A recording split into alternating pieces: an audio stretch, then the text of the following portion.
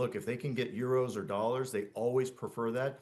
The Chinese-Iranian relationship, I have to say, there's more to it than meets the eye. It's not a clean strategic partnership, but rather there's distrust at the foundation of it. And I think the Iranians will do what they can to maintain control over the strait and balance their equities with China and others.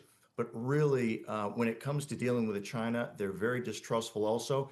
And I think they say, we don't want to go all in with China. China is a partner of convenience as they've been so severely under sanctions. But if Iran can actually break out and get to a place where President Trump is really easing sanctions, moving closer to a deal, I think you're going to see that partnership change. And I think you'll see more of a balancing act. But in the meantime, I think they will be happy to take Chinese renminbi as they have been for a very long time. But again, it's not the ideal scenario for them. Scott Medell of Rapid Energy, the CEO, thank you so much for being with us. Alex, I was looking at the renminbi, and the dollar is the weakest versus the renminbi going back to March of 2023. We saw this huge rise in the renminbi strengthening versus other currencies. How tradable is that, this idea that China has a new face on the global stage and it's being represented in markets? Well, I think that you have to sort of differentiate between China as a place on the world stage and then China as a capital market that you can invest in. And, you know, as the second largest economy in the world, but actually as a representation of global capital markets is still a very small percentage. So I think that, you know, from the geopolitical stuff, great dinner discussion. I think that from the market allocation, I think China it is an interesting market. Let's be very clear. But to access it has always been not particularly straightforward. You know, one of the things that we really like with our tactical strategies team out in Asia is actually just using surgical custom baskets within China to access very, very leading edge thematics such as robotics, AI infrastructure, you know, software, and so on and so forth. It's things that you just can't get through the typical index. So it's not exactly a wholesale sea change necessarily from a market positioning standpoint, but a bit on the tactical side, which is what a lot of people have been pointing to. We'll continue that conversation right now. Let's get you an update on stories elsewhere this morning. Here's your Bloomberg Brief with Yahira Anand. Yahira. Hi, Lisa. Strikes have been reported across the Persian Gulf despite the announcement of a U.S.-Iran ceasefire deal. The UAE said it responded to a missile threat on Wednesday, and Kuwait saying it's been dealing with intense attacks from Iran throughout the day. Negotiations are still in place, scheduled for Friday in Pakistan, Iran confirming it will attend. Shares of Exxon are falling 5.8% in the pre-market after the energy giant said its global production fell by 6% in the first quarter due to the war. Half of the outages were concentrated at an LNG plant in Qatar that suffered damage. Still, Exxon expects first quarter gains of over $2 billion due to the spike in energy prices. And Moody's cutting the outlook on Blue Owl to negative after, quote, significantly higher than peer redemption requests in the first quarter. The move is part of ratings agency's broader revision of its outlook for private credit investment vehicles to negative. That's your Bloomberg Brief. Lisa. Thank you so much, Yahira. Up next, reviving rate cut bets. We actually think that the next move for the Fed is a cut rather than a hike. I would focus less on how bad the growth data is going to be and more about what the inflationary backdrop is. Earl Davis of BMO joins next. This is Bloomberg Surveillance.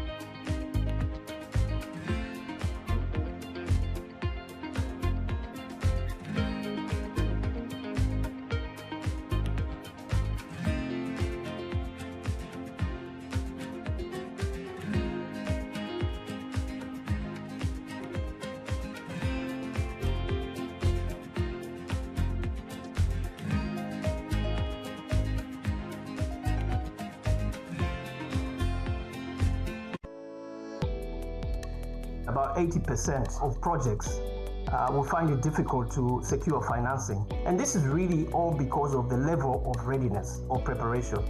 As you know, for investment to occur, you need well-prepared, technically prepared projects, but they must also demonstrate economic and financial impact. So one of the major challenges is the stock or availability of bankable projects in countries. Almost all countries have got good plans and ideas, but when you look at the readiness of those projects, that's a major obstacle. And that is why the African Development Bank, through the African Water Facility, invests heavily in upstream preparation of projects to enable countries to have a large pool of investable projects. The second element that is an obstacle is the institutional and regulatory environment in most countries, which make it difficult for investment to happen.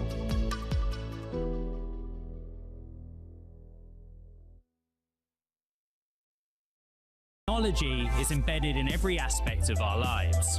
And laying the foundation for the future.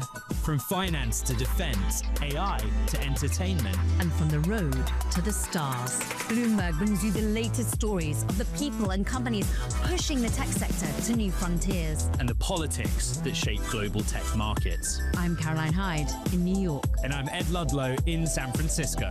Watch Bloomberg Tech every weekday. Only on Bloomberg Television. Trading day is about to start. And you're already looking for that edge. The opening trade brings you everything you need to know as markets open across Europe. I'm Guy Johnson. I'm Anna Edwards. And I'm Tom McKenzie. This is your opening trade.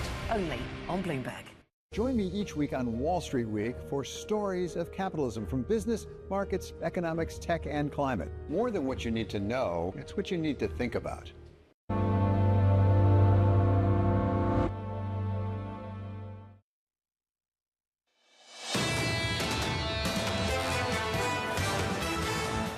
The rally continues as people look to a ceasefire that could potentially be durable. We are getting more details from President Trump throughout the morning, talking about all things having to do with a 15-point plan, most of which he says have been agreed upon. S&P futures at session highs, 2.8% gain, a bigger gain on the NASDAQ and Russell 2000, 3.5% and 4% gains, respectively, on futures. In the bond space, 2 years, 10 years, 30-year yields, all of them tumbling on the prospect that there might be less inflation and perhaps less of a reason for the Federal Reserve to have to cut rates, led by the front end of the yield curve, 3.72% in the United States, down 6 basis points, a significantly bigger move over in Europe. Under surveillance this morning, reviving rate cut bets.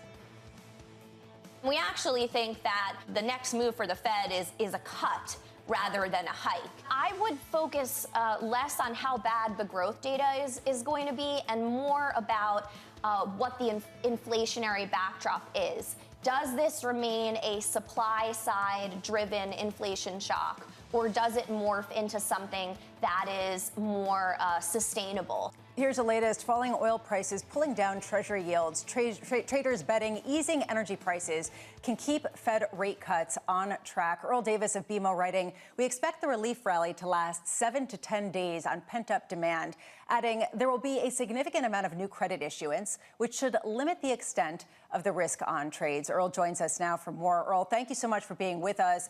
What do you make of the knee-jerk move, particularly at the front of the yield curve in the United States and in Europe? Good morning. We actually love it. It provides significant opportunity for an active manager and volatility. And our plan from the beginning of the year remains exactly the same in regards to yields. The 10-year range for 2025 was 390 to 480. 435 is the midpoint. We are better sellers below 435, which means we are in selling mode right now. And we're better buyers above 435, which meant we went long. During the war aspect. The interesting thing with the ceasefire is that it doesn't reduce market volatility, it actually increases it. And the reason why it increases it is because your range now is wider. Instead of trading within a 10-point range on duration, you're now within a 20-point range or 30-point range on a shorter term basis. So for us, we're better sellers here. We do believe we will see if not new highs, we will test new highs because driven by inflation and other aspects of the negotiation. Earl, do you think that we're going to test new highs more significantly at the front end or the long end as people assess the inflationary push through to the economy and, frankly, a Fed that might be politically incentivized to keep rates lower rather than higher? Yeah, that's a great question, because I could foresee a parallel move. But if I were to bet on one of them, I'd say the long end, but not long end, 10-year yields. And the reason why I say that, the whole move in fixed income right now, like even towards the higher yields, call it 440 and stuff, was all real rate based. It wasn't break even inflations. We never saw break even inflation go above 245, where the previous high during COVID was 302.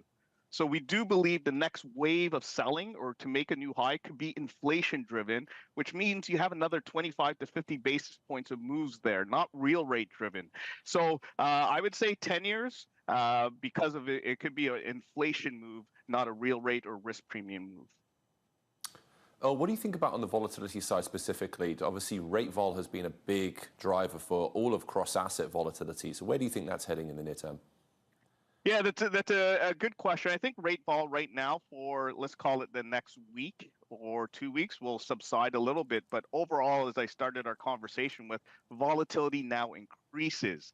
And the reason why it increases, the big driver will come back to inflation. It's not necessarily oil, but it was the secondary impacts of the Strait of Hormuz being closed, which is your plastics, your fertilizers, that comes into food. And we're going to be seeing that in the numbers coming forward in regards to your packaging of goods, your transportation of goods.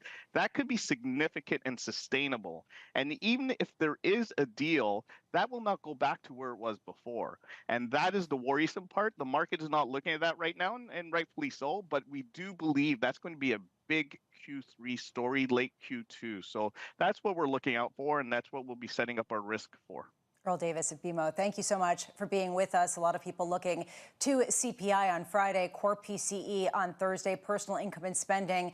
But more importantly, perhaps inflation expectations, given that the Federal Reserve has said that they are going to respond to that. This morning, we've gotten a slew of messaging from the president, the latest coming from President Trump, saying that he is setting a 50% tariff on countries that are supplying arms to Iran, saying it is effective immediately. Alex Altman of Barclays, what's your takeaway from that, given the fact that the tariff lever is kind of coming into a picture and merging with the Iran war? So what's really interesting about this, and I'm analysing it real time as well as you, is that this is just Section 232, which is something which, that's just a bunch of number salads that was with part of all the tariffs that was going on. But if you remember, after the IEEPA Supreme Court throwout, it all went back to 122, 232, 301s, all these random numbers. But 232 was something that was actually used in President Trump's first term as well. And 232 is about national security. So this actually very much fits in that framework. It's already been used on aluminium. And so I think it's a direct strike at China once again as a point of negotiation and leverage ahead of the Trump-Xi meeting next month. Where does this war, the conflict, the role of the U.S., the role of China, where does it leave the points of leverage going into this negotiation in person? I think right now the main objective is to be calm between the two superpowers. I think there is effectively an agreed détente. The fact that the president is actually going to China to actually meet with President Xi is, it's a very big deal. And I think both sides ultimately are in a position where they want to maintain sort of this mutual respect near term. Even if we can talk about longer term, there are more structural issues as the US and China decouple.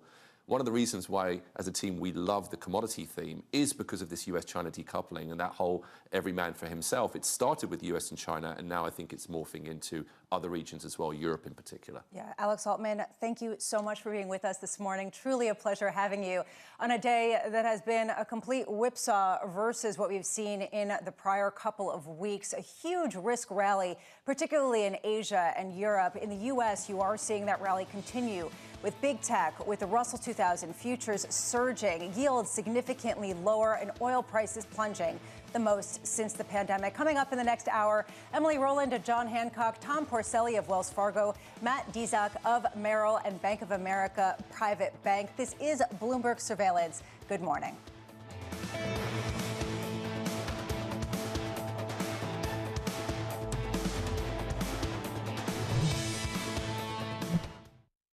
Tariffs, I think, are probably the first time in my career I've had to deal with like a fundamental change in government policy in terms of how we think about how markets work.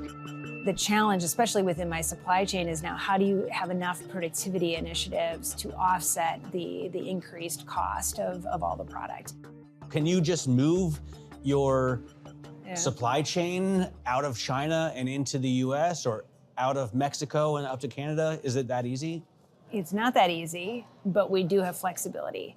And we had been, prior to tariffs, prior to any of this, we had been on a journey to diversify our footprint out of China. So probably 2-ish years ago, roughly 65% of our toy and game volume was coming from China.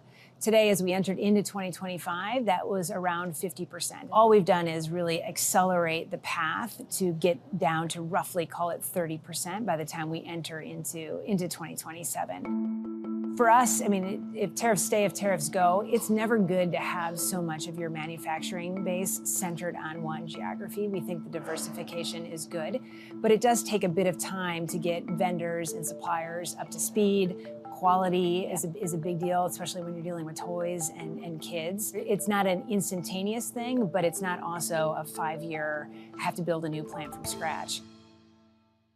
Good morning. This is Bloomberg Daybreak Europe. I'm Lizzie Burden in London, and these are the stories that set your agenda. Taking you from the U.S. market's close to the overnight session in Asia, we'll walk you through what you need to know to kickstart Europe's trading day.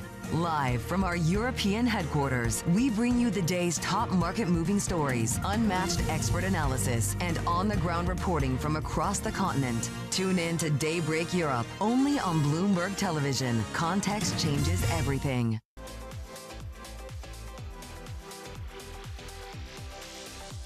Have you ever thought about, or would you make a movie for a streaming service? Would you make a Netflix movie? Man, that's a great question. I mean, I'm waiting for one where I ask and you go, that was a shitty question. Yeah. I mean, you good at your job, bro. Like, this is actually the first time anybody's ever asked me that. You know, I'm not here to say what I would and wouldn't do in the future.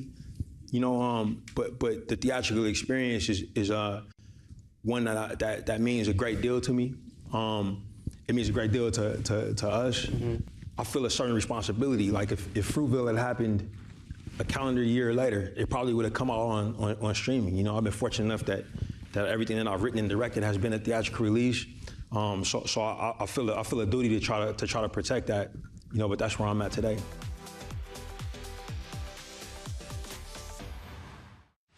Tune in to Bloomberg Business Week Daily. We got to talk crypto. From the magazine that helps global leaders stay ahead. What's the conversation around your company? Bringing you insight on the people, companies, and trends shaping today's complex economy. Planning very big things. A new level of premium. Plus global business, finance, and tech news as it happens. The floodgates of innovation are going to open up. You can't fake passion. You either are or you aren't. Bloomberg Business Week Daily, only on Bloomberg. Get your fixed income fix. Watch Bloomberg Real Yield around the world right here on Bloomberg. Context changes everything.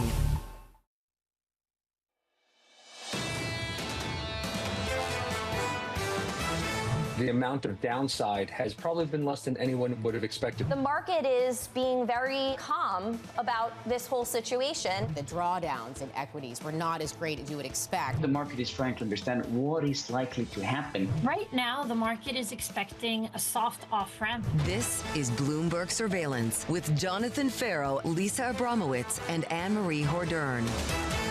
Good morning, live from New York. Welcome back to the third hour of Bloomberg Surveillance. A 2-week ceasefire propping up risk assets around the world with many questions remaining. Some of them, perhaps, will get answered with the Defense Department press conference about to begin any minute.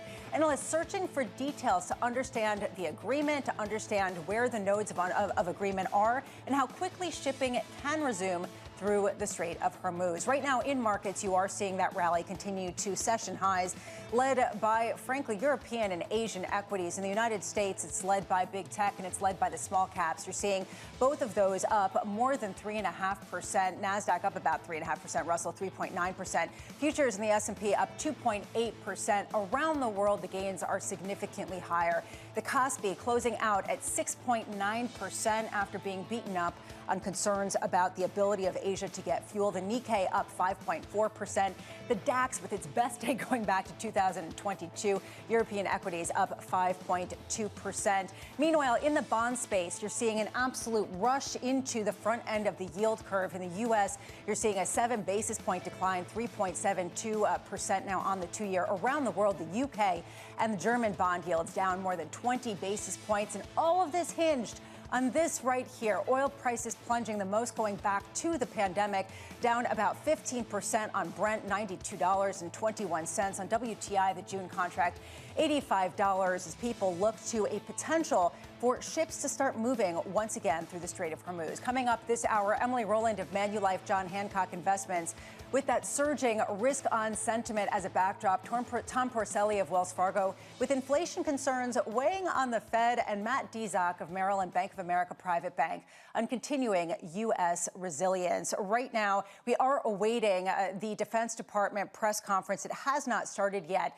We are so happy, Emily, to have you in the office. Emily, how much are you looking at this risk-on rally as something that could potentially have legs? I mean, investors have been trained to buy on these dips, and it's happened before conflicts have been resolved. All we have to look back to is a year ago in the height of Liberation Day, where there was this almost panic buying. We used to talk about panic selling for most of our careers, and now we're experiencing this environment where dip buyers are just absolutely ferocious coming into this market, and the risk of war escalating, oil prices staying elevated, were really never fully priced into markets to begin with. So I'm not overly surprised to see this risk on sentiment this morning. And at what point do you lean into it? And at one point do you say, okay, we could take profits, sit back here and wait for the next shoe to drop? We haven't made a lot of changes based on the geopolitical headlines. Clearly so easy to get whipsawed there. So we've continued to hold on to high quality assets here throughout the volatility, finding pockets of areas that have been trading at a discount.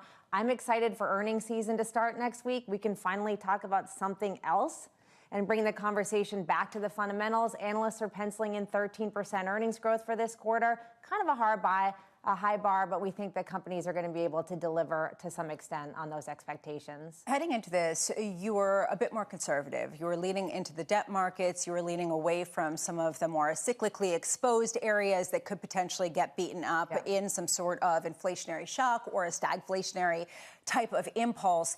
Do you still see that as the most likely outcome, even with that backdrop of earnings that we're seeing trickle out this morning from the likes of Delta? Yeah, I mean, we still are positive on risk assets. The challenge is just the starting point. You know, analysts are penciling in, again, after this, it gets even harder, 18, 20% over the next couple of quarters. So the expectations are probably a little bit elevated, but we're still constructive. Emily, we're going to continue this conversation in just a minute. We are seeing that briefing get started. The Pentagon providing an update to operations in the Middle East. Let's listen in.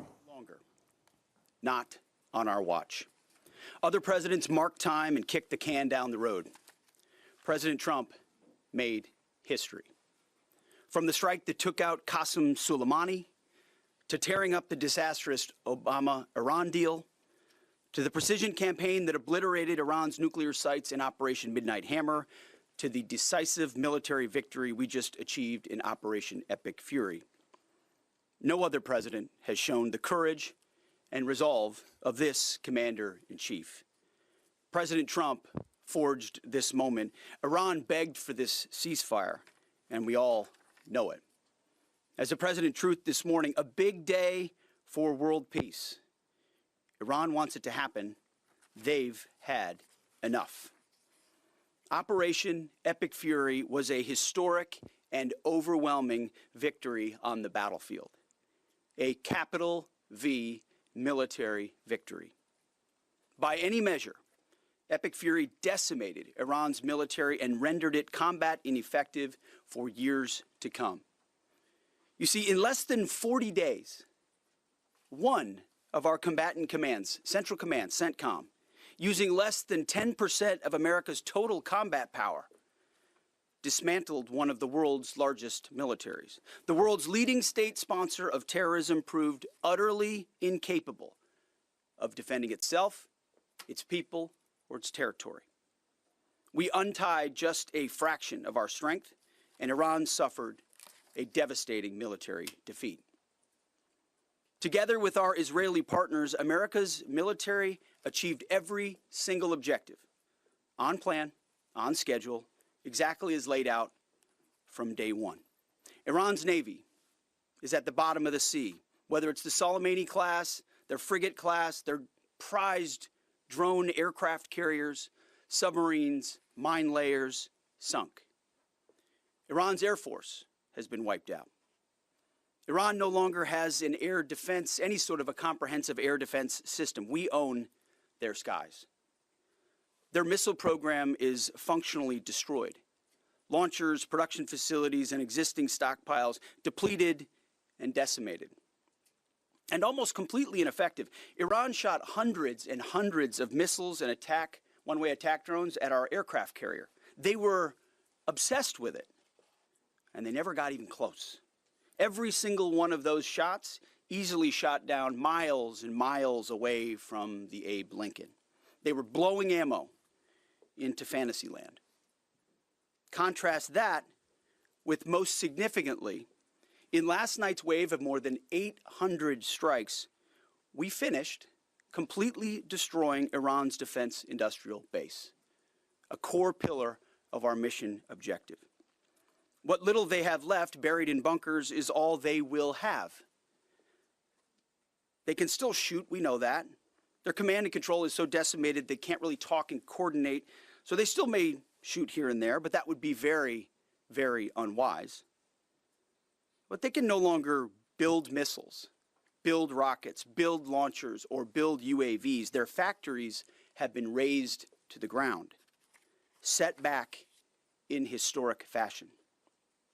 You see, had Iran refused our terms, the next targets would have been their power plants, their bridges, and oil and energy infrastructure, targets they could not defend and could not realistically rebuild. It would have taken them decades, and we were locked and loaded. They couldn't defend against it. President Trump had the power to cripple Iran's entire economy in minutes, but he chose mercy. He spared those targets because Iran accepted the ceasefire under overwhelming pressure. The new Iranian regime understood that a deal was far better than the fate that awaited them. This new regime just happened to look at what happened to their predecessors. Their top leadership was systematically eliminated. The previous Iranian supreme leader, dead. The Supreme National Security Council Secretary, dead. The Supreme Leader Office Advisor, dead. The Supreme Leader Military Office Chief, dead. The Defense Minister, no longer with us. The IRGC Commander, dead. The Armed Forces General Staff Commander, dead. The Intelligence Minister, dead.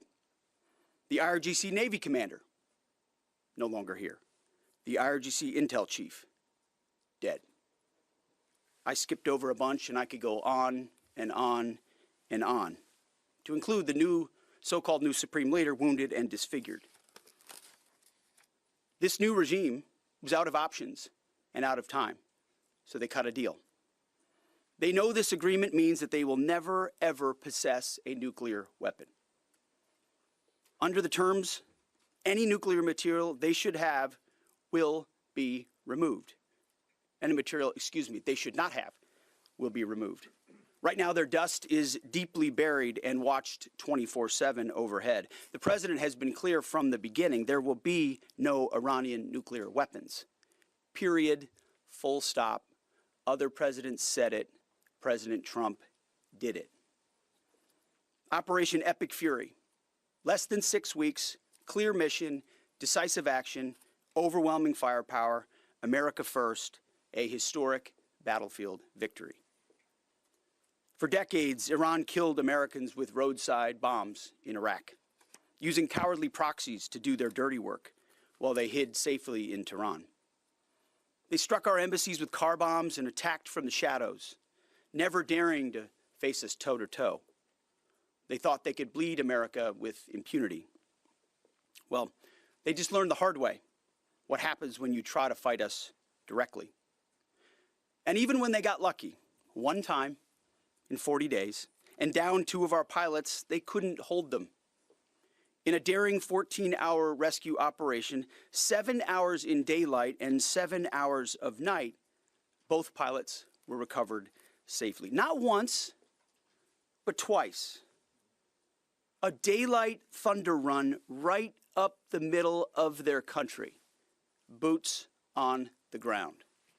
A midnight raid right up the middle of their country, boots on the ground. 0 American casualties. The Iranians humiliated and demoralized. We control their fate, not the other way around. That's why they came to the table. Iran's defeat is America's retribution for every American lost to Iranian terror, especially those brave troops killed by Iranian-made roadside bombs in Iraq that my generation knows so well, and for the suffering their regime has inflicted around the world. Now we have a chance at real peace and a real deal. The War Department, for now, has done its part. We stand ready in the background to ensure Iran upholds every reasonable term. And as everyone knows, nobody makes a better deal than President Trump. To the warriors of epic fury, I say well done. You're the backbone of our country. Your skill, your bravery, and sheer guts and grit showed the world what America is all about. I'm proud of you. We're proud of you. President is proud of you. Job well done. But stay vigilant and stay ready. To the families of our fallen, your sacrifice was in service of a historic cause, and we will always remember your heroes, our heroes. We will continue to honor them. And to our Israeli allies, thank you for being a brave, capable, and willing ally on this battlefield. The rest of the world and the rest of our so-called allies saw what real capabilities look like. They should take some notes. Our troops, our American warriors, deserve the credit for this day. But God deserves all the glory. Tens of thousands of sorties, refuelings, and strikes carried out under the protection of divine providence. A massive effort with miraculous protection. Dude 44 Bravo spoke for all of us. God is good. The chairman will now provide an even deeper military detail on the historic success of Operation Epic Fury. Mr. Chairman. Thank you, Mr. Secretary, and good morning, ladies and gentlemen. Thanks for being here. I want to start this morning by honoring the 13 members of our American Joint Force who were killed in action thus far during this operation. Their sacrifice and that of their families is deeply important to us, and we are grateful for each of them and will continue to mourn their loss. Their names and their bravery will never be forgotten. On February 28th, the President of the United States ordered the Joint Force to execute Operation Epic Fury with the direction to accomplish 3 distinct military objectives: destroy Iran's ballistic missile and drone capabilities, destroy the Iranian Navy, and destroy their defense industrial base to ensure that Iran cannot reconstitute the ability to project power outside their borders. Over the course of 38 days of major combat operation, the Joint Force achieved the military objectives as defined by the President. We welcome the ongoing ceasefire, and as the Secretary said, we hope that Iran chooses a lasting peace. But as Secretary Hegseth said, let us be clear, a ceasefire is a pause, and the Joint Force remains ready if ordered or called upon to resume combat operations with the same speed and precision as we've demonstrated over the last 38 days, and we hope that that is not the case. I want to congratulate and thank the leadership today at U.S. Central Command, including the Commander Admiral Brad Cooper, the Deputy Commander Lieutenant General Kevin Leahy, the Senior Enlisted Leader Fleet Master Chief Compton, and every one of the component commanders, senior enlisted leaders, and especially the staff down at U.S. Central Command, who does not get called out for any of the credit, but grinds 24/7 to help offer the options that we bring to the Secretary and the President. I also want to highlight the forces in the United States European Command under the command of Alexis Grinkowicz, who protected the western flank in support of CENTCOM. And I want to thank our partners across the intelligence community. Our ability to see and understand what an adversary is doing help us to be as decisive as we must be on the battlefield. And that includes DIA, NSA, NGA, the CIA, and the National Reconnaissance Office, and others. I want to thank the other combatant commands who have thus far contributed along the way to U.S. Central Command. This includes Transcom, Stratcom, Spacecom, SOCOM, and Cybercom, all of whom poured all in support of CENTCOM's efforts. And I want to thank, as the Secretary did, our Gulf partners who fought alongside each and every one of us every day. From the Kingdom of Saudi Arabia, the UAE, Bahrain, Qatar, Kuwait, and Jordan, all who joined us together to defend and protect our people and our assets, and who, if required, stand ready to do so again. And I want to thank my team at the Joint Staff who work literally around the clock in order to help me offer the options that I must with the associated risks to the Secretary and to the President. They are the hardest working people that I know, and I am deeply grateful for their service. That was U.S. Defense Secretary Pete Hegseth and Chairman of the Joint Chiefs of Staff Air Force General Dan Kane speaking about what just transpired and having a lot of gratitude toward a lot of different players. The takeaway from this is one of completion or near completion and the idea that there has been a ceasefire that has been agreed upon. This is the reason why you're seeing markets flying and the reason why they have stayed at session highs in the United States in pre-market trading across the board. Joining us now for more insight is Bloomberg's Tyler Kendall. Tyler, seemed like something, not necessarily of a victory lap, but it seemed like a real sense of completion. Well, Lisa, to your point, in this Pentagon update, Secretary Pete Hegseth said that the U.S. has achieved every single military objective, citing tactical successes in degrading Iran's military capabilities and their defense industrial base. He did go on to say, though, that Iran may still, quote, shoot here and there, but that would be unwise as a ceasefire takes hold. The officials were putting a finer point on that post that we got from President Trump earlier on Truth Social, outlining that a potential longer-term agreement with Iran would include, one, no enrichment of uranium, and two, that the U.S. will work with Iran to remove already enriched material. We heard both of these officials saying that Iran will not be allowed to have nuclear capabilities going forward. Now, Hegseth says that there is a, quote, real chance for a real deal and real peace, but that the military remains ready to resume operations if needed. Of course, we had heard from Vice President J.D. Vance, who is now leading the next round of negotiations, calling the truce earlier today, quote, fragile. Lisa, we are still gleaning details on exactly what these negotiators will ultimately agree to. As you well know, it all depends on securing the Strait of Hormuz. But President Trump did float earlier today that the U.S. is willing to talk about tariff and sanctions relief with Iran if an agreement is reached. Tariff and sanction relief for Iran. Also, though, talking on a Truth Social post about potentially putting a 50% tariff effective immediately on anyone who sells weaponry to Iran. What do we know, Tyler, about that?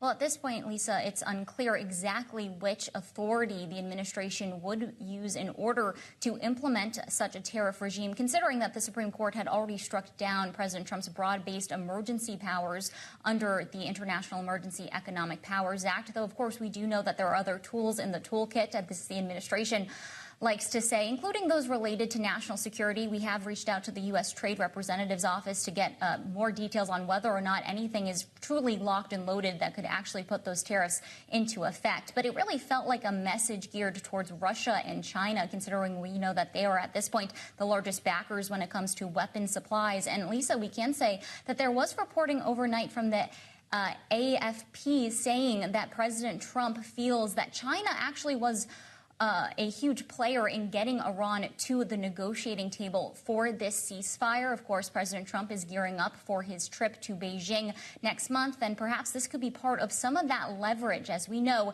that China played a pretty big role when it came to any potential ramifications from this conflict, since most of the oil that goes through the Strait of Hormuz heads towards Beijing. Tyler Kendall, thank you so much for that. We're looking at markets that are surging on the hope of a ceasefire taking hold. Emily Rowland here with us of Manulife John Hancock Investments. Emily, how much are you looking at a scenario that truly is a parallel to what we saw about a year ago with Liberation Day and then the de-escalation almost around this exact same time last year? Yeah, I mean, that's certainly what markets are telling us. And, you know, markets never fully priced this in, as we talked about earlier. The idea was that the U.S. was the only part of the world that was going to be impacted by this. If you think about cross-asset performance coming into today, Japanese equities up 7%. They are a massive importer of oil. Emerging market equities up 4%. U.S. small cap value stocks were up 7%. Year to date, high yield bond spreads barely moved. We got up to about 330 basis points, back down to 3%. And meanwhile, you saw these kind of momentum darlings of the past year really surging the most this morning, whether it was the euro, European stocks, the Kospi. Just remarkable. The DAX, as you mentioned earlier, seeing one of its best one-day gains. So we're just sort of back to the narrative, really, of the last 12 months since the market bottomed in the wake of Liberation Day. What's a haven in this kind of market, given myriad different types of shocks that could be coming down the pike? Yeah, it's amazing. And I think we learned a lot of lessons about what is a haven in the periods or the days over the last 6 weeks where we did see downside volatility. So we saw that the U.S. dollar was the two things that worked were basically the dollar and energy stocks. What didn't work, surprisingly, were things like gold. We've had a lot of discussions with investors about whether you can consider gold a safe haven or a diversifier against geopolitical risk. And recent history is telling us that maybe not so much. So some pretty interesting cross-asset dynamics playing out here. We suggested that we would look at any backup in rates as sort of a gift to lean into the income that's available in high-quality bonds, and we're certainly seeing that pay off this morning. Do you think, though, that that has legs, particularly in longer durations, simply because we're looking at a global backdrop where every nation is trying to build up their supply chains, their domestic reliance, their infrastructure, and they're going to have to spend money? How much does that act as a overhang, as a potential counterbalance to some of the otherwise bullish sentiment that we coming into duration? Yeah, I mean, there are some little pockets of inflationary pressures, as you point to, and, clearly commodities was playing a big role in that. But what I think bond markets aren't sniffing out is some of the disinflation that's coming down the pipeline. We're seeing it in areas like the housing market, the shelter component of inflation finally seeing some relief. We look at things like Zillow home prices, they're about flat year over year. Rental prices are falling about 1.5% across the country. Shelter's 35% of CPI, so it has the ability to overwhelm some of those other inflationary factors. We're also seeing wage growth. I've spent a lot of time comparing this period to 2022. Wage growth was 5 to 6% at that time, and we're about 3.5%. So really not seeing that pocket of inflation showing any strength either. That said, we are getting earnings, and we're going to get earnings come next week, and they're expected to be very strong. Yeah. Delta came out earlier today. They omitted full-year guidance. There's a lot of uncertainty, but they beat expectations, and frankly, they show that consumer demand is strong. They might actually cut capacity in order to keep prices higher, in order to offset some of the fuel prices. I mean, what would you see in earnings that would make you rethink the sort of disinflationary narrative and, frankly, a more muted level of growth? Yeah, we're looking at the impact of currency on earnings most significantly this Q1 season. And what you're going to see is really helpful comps in terms of the dollar was exceptionally strong in Q1 of last year. And the weakness is going to be really accretive to corporate earnings this year. So you think about 40% of the revenues of S&P 500 companies come from overseas. So when the dollar weakens, that translation effect is really, really helpful. It's almost like a gift. It's a sort of a liquidity release valve for companies when that dollar weakens. Then you look ahead, though, to Q2, Q3, the comps become much less favorable. So I think this upcoming earnings season can be a good one for companies, that being a key element there, but I think it gets a lot harder from here. Emily Rowland, wonderful to have you. Thank you so much for being with us. Emily Rowland of Manulife John Hancock Investments, as we look at a roaring rally around the world on the prospect of a peace deal, or at least a ceasefire agreement for the next 2 weeks. Coming up, we've got Tom Porcelli of Wells Fargo with inflation data in focus, core PCE and CPI on deck, and Yahira Anand with your morning movers. Airline stocks very much in focus. This is Bloomberg Surveillance. Good morning.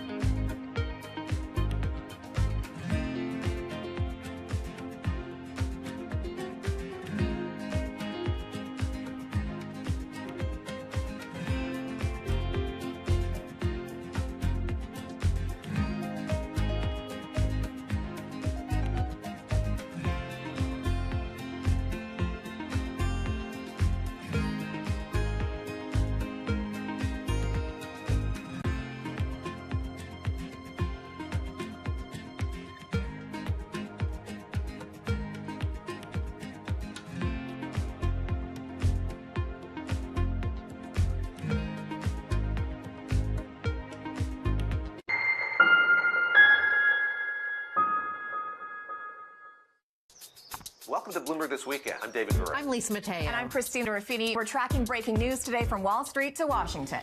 Let's start overseas. The sector is really propelling this deal forward. Yeah, the hope is this will open up new markets and provide some additional liquidity. Of course, now they're going to have competitors. We got a big week coming up in politics. Earnings season is underway. We're going to get some key reports. Everything you need to know before the markets open on Monday. Introducing Bloomberg This Weekend, bringing a little Bloomberg into your weekend routine. Guys, buckle up. Key investors, top executives, global innovators. Join me for in-depth conversations with the biggest newsmakers on the day's top stories. Insight with Haslinda Amin, only on Bloomberg. Bringing you up-to-the-minute geopolitical news whenever and wherever it happens. I'm Jennifer Zabasaja in the Lesotho Highlands, and this is Bloomberg. Every weekday, Bloomberg puts the spotlight on a different aspect of global finance. Flows, funds, and the forces shaping markets on ETF IQ. The future of money with Bloomberg Crypto. The players behind major transactions on Bloomberg Deals. The stories informing finance with Bloomberg Markets. And rates, risk, and the cost of capital on Bloomberg Real Yield. A different topic every weekday, only on Bloomberg Television.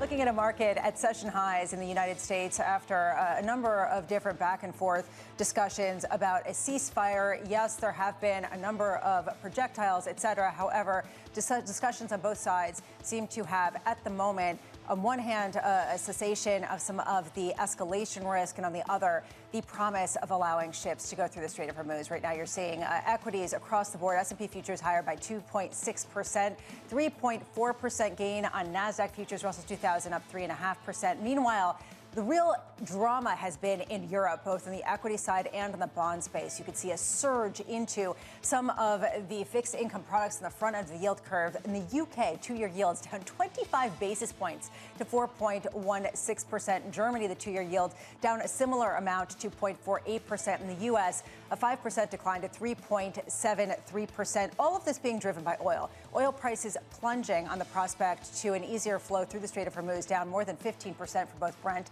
and WTI. 1 hour away for the cash open. Here are your morning movers with Yahira Anand. Yahira. Hi, Lisa. The airlines were already up on ceasefire relief, but they are up even higher after Delta reported earnings.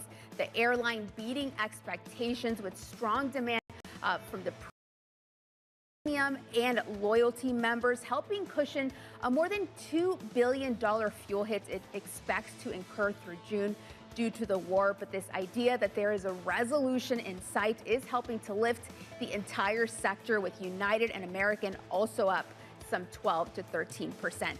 And as we see oil pulling back sharply, we are seeing pressure on the U.S. Domestic oil players. These names had run up big during the conflict. Occidental up until yesterday up 16% since the war began. Exxon up more than 10%. So you are seeing this reversal today as investors lock in those gains. And another clear beneficiary of the ceasefire is the tech trade. We are seeing names like Meta up 5%, but these names had been hit hard during the conflict as higher oil prices and inflation fears pushed rates higher. But as that pressure starts to ease, you are seeing investors rotating back into this more growthy part of the market. Lisa? Thank you so much, Yahira. Let's turn to the Federal Reserve. Investors looking for signals from the central bank's meeting minutes due out at 2 p.m. Eastern. Bloomberg's Michael McKee joins us. Mike, is this just ancient history, or is there actually going to be some tangible information that we can glean? Well, there's always the possibility of tangible, important information that we might get, but this is largely ancient history. It was 3 weeks ago. The war was just beginning, and nobody knew where we were going. We still don't really know where we're going, so it's hard to say that we have any kind of justification for putting any hope on rate cuts at this point. But the markets are starting to price that back in. You look at December, and there's about a 50% chance right now priced into the markets that the Fed will be cutting rates by then. We'll see how that develops over the next couple of weeks, because we've got a lot of data and a lot of work to do on a peace deal as well. You look at what Fed officials were saying during the war, and I guess it's still on officially, but there are about half and half of the Fed officials who are at this point saying we either want to stay on hold or we might be looking at raising rates because inflation is going up. Now, if inflation stops going up, then that group will become smaller. But there's still a substantial number of people who are on the hawkish side and have been, not just because of the war, but because for 5 years they haven't gotten to the 2% target. It's kind of significant as well that there are only two people who've spoken during this interregnum that have said that we should maybe think about cutting rates. Stephen Myron, of course, but he won't be on the Fed much longer if Kevin Warsh is confirmed. And Chris Waller, who said if prices go down, then we can start thinking about cutting rates again. So it's all going to be about what happens with prices going forward. And we have a lot of inflation data coming out very soon. The Fed minutes aren't going to tell us much, but CPI on Friday is going to be very influential in the markets. And we also get PCE tomorrow. The PCE is February, before the war started, but it gives us a baseline for the Fed's favorite indicator. Then we move on to seeing what happens with import prices and wholesale prices. And then we have the Fed meeting on April 29th. Also, Fed's going to be interested in what the Michigan expectations for inflation are. Are Americans pricing in higher gas prices for the time being and starting to think inflation will continue? So a lot to look forward to, a lot of unsettledness, but I'm not sure we get much of a guidance out of the minutes today. Michael McKee, thank you so much. An honest assessment of what we can expect at 2 p.m. Eastern today. CPI data due out on Friday. That will be not sleepy in any way, shape, or form, giving investors the first look on how oil prices are stoking inflation. Tom Porcelli, chief economist over at Wells Fargo, writing, the March CPI report will put an abrupt end to the gradual disinflationary trend in place over the past 2 years. Tom joins us now, and congratulations. It's been a while, I know, on your new seat. But I'm thinking more broadly here, you were in the disinflation camp. Yep. Something has shifted. Yep. Why has it so fundamentally shifted, even with a potential ceasefire? Yeah, so I think what we have to keep in mind is that, you know, if we look at sort of the things that are really sort of putting a floor beneath inflation right now, there's a couple of them. One of them, of course, has been this transportation component, which has just been sort of, you know, enduring, right? We keep on seeing these airfare price increases. And that's been true over the course of the last, you know, sort of handful of months. It's been volatile, to be sure. But obviously now, over the next couple of months, it's very easy to expect that the transportation component, and specifically airfares, will lift inflation. And in fact, you know, come Friday when we get CPI, I mean, that's exactly what I think we should all expect. In fact, we're looking for the month-on-month to increase by a full percentage point, which is sort of an outsized gain, needless to say. But if now all of a sudden here we are at 85 on WTI, if that's maintained, then all of a sudden as you roll into the April report, then all of a sudden you're looking at flat prices from a transportation perspective. So a lot of volatility. But I think, Lisa, it's funny. The thing that we've really tried to drive home to investors is it's not just about this kind of inflation that is really being impacted by Iran. Really, at the end of the day, I think what's going to really matter maybe even more, inflation expectations. And inflation expectations, if you look at the 5-year forward in inflation swaps, if you look at the 5-year forward measure or if you look at the 1-year forward measure, they've been incredibly stable. So I think that really actually sort of will lend some comfort to the Fed and why we've continued to expect the Fed to cut rates. I love Cameron Dawson's comment of New Edge Capital. She came on earlier and she said, find someone to believe in you the way that the market believes in the Fed reaching its 2% inflation target. Is there going to be a certain point where markets realize, you know, if we haven't had a 2% inflation rate going back more than 5 years and there's no real hope of it in the near term, that we're just essentially giving it up for good?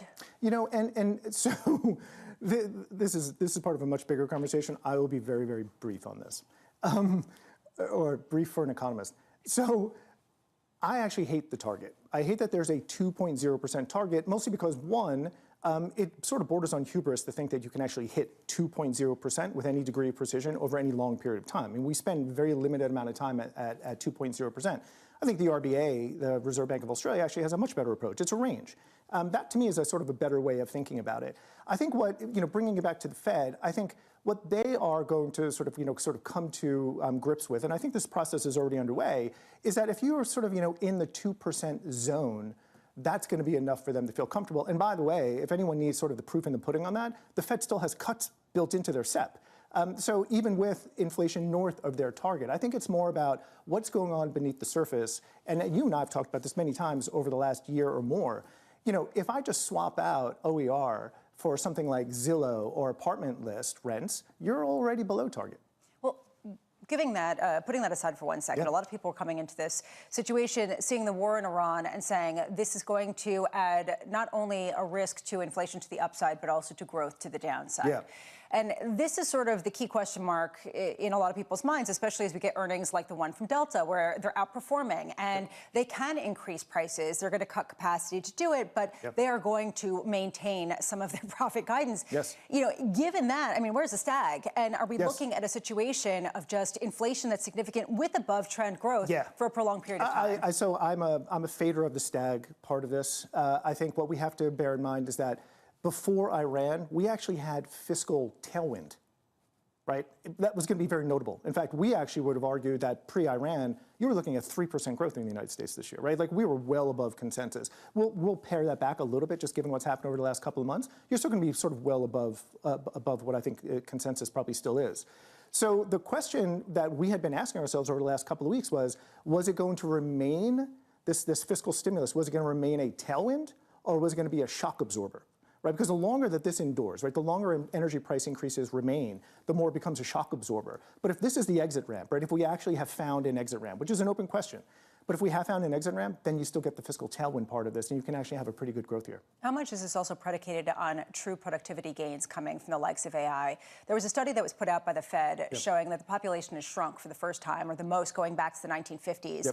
And ultimately, you cannot have an economy that grows at the same pace that it has traditionally if you have a shrinking population, unless productivity really picks up. I mean, how much is this all just predicated on the AI promises? So I would say productivity is going to be a critically important part of this entire conversation.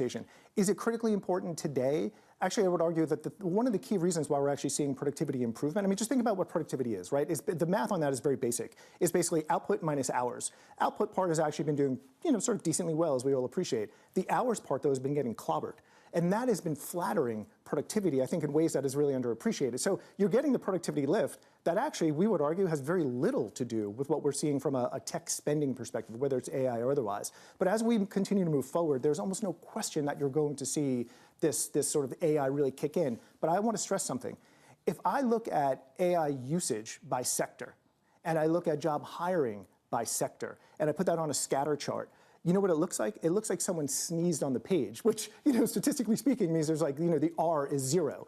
So you're not actually seeing that kick in yet.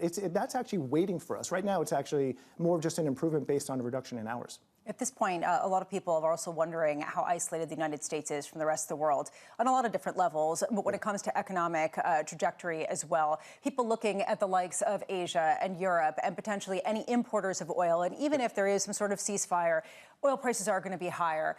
How important is it for the U.S., for the rest of the world, to be growing at a rapid clip, or at least not contracting, which some people have started to game out based on higher commodity costs? Yeah, and you know, that's why I think it's important to sort of, for all of us to know, is this really the exit ramp? Because the reality is, in the United States, the Fed benefits from having dual mandate, you know, jobs and inflation. The rest of the global central banks do not have that luxury. They basically have to focus on inflation. So the exit ramp is important because you're talking about hikes in other countries. Again, we were faders of the hike idea in the United States and that remains the case for us. But the more that you actually will see that upward pressure on inflation that puts upward pressure on short-term rates, the more that the sort of the growth differential, U.S. versus everyone else, will favor the United States. Interesting. Tom Porcelli, wonderful to see you. Thank you so much for being with us. Thanks, Lisa. Tom Porcelli, Chief Economist over at Wells Fargo. Right now, let's head over to Yahira Anand and get you an update on stories elsewhere this morning. Hey, Yahira. Hi, Lisa. The White House wrapping up a briefing on the ceasefire just moments ago with U.S. Defense Secretary Pete Hegseth saying the campaign was a, quote, historic battlefield victory and the military has done its part for now. He says the ceasefire means Iran will never have a nuclear weapon. Vice President J.D. Vance arguing that Iran developments are good, but warns the truce is fragile. If the Iranians are willing, in good faith, to work with us, I think we can make an agreement. If they're going to lie, if they're going to cheat, if they're going to try to prevent even the fragile truce that we've set up from taking place, then they're not going to be happy. Because what the president has also shown is that we still have clear military, diplomatic, and maybe most importantly, we have extraordinary economic leverage. Vance wrapping up his remarks in Budapest this week, adding the U.S. achieved what they wanted, which is the reopening of the Strait of Hormuz. And here, PIMCO is in talks with Bank of America to help finance a massive Oracle data center in Michigan. Sources telling us here at Bloomberg the deal could involve roughly $14 billion in debt. If completed, it would mark PIMCO's second major data center financing in under a year. That's your Bloomberg Brief, Lisa. Thank you so much, Yahaira, for everything this morning. Up next, setting you up for the day ahead. Plus, Matt Dizak of Maryland Bank of America Private Bank on renewed U.S. optimism. From New York, this is Bloomberg Surveillance. Good morning.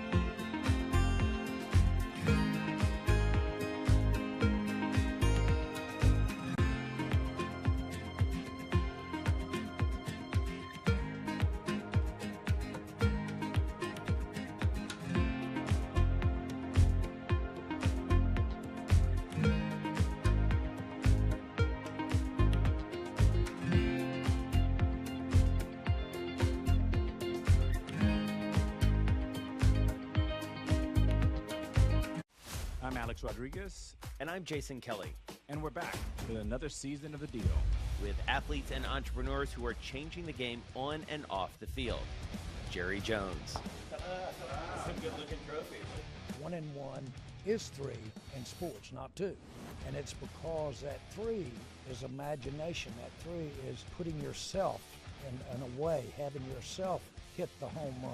Erica Ayers-Badon. I'm a high-energy board member. I'm very passionate. I have a lot of opinions. Robin Arzón. I want to light fires in people's lives, and that is still one of my core mandates for all of my businesses. Justin Tuck. I tell all of my friends that play in leagues now, make these relationships now while you're hot. Don't wait till you're like your 12th year in and you're just hanging on.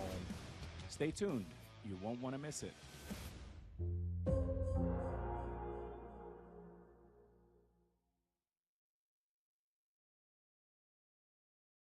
World's most powerful investors don't ring a bell. They quietly reshape entire industries. This is the money shaping the world. The Dealmaker Playbook, where power and billions of dollars change hands every day. From private equity and credit to venture capital and M&A, we bring you the inside scoop on the biggest deals and debates, plus exclusive conversations with finance's ultimate insiders. I'm Danny Berger, and this is Bloomberg Deals.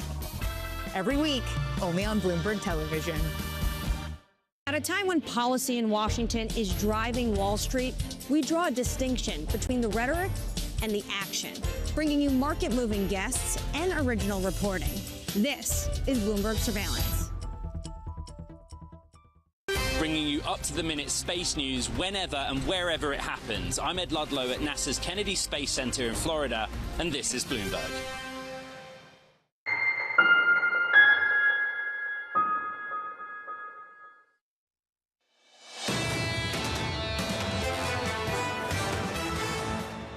Operation Epic Fury was a historic and overwhelming victory on the battlefield.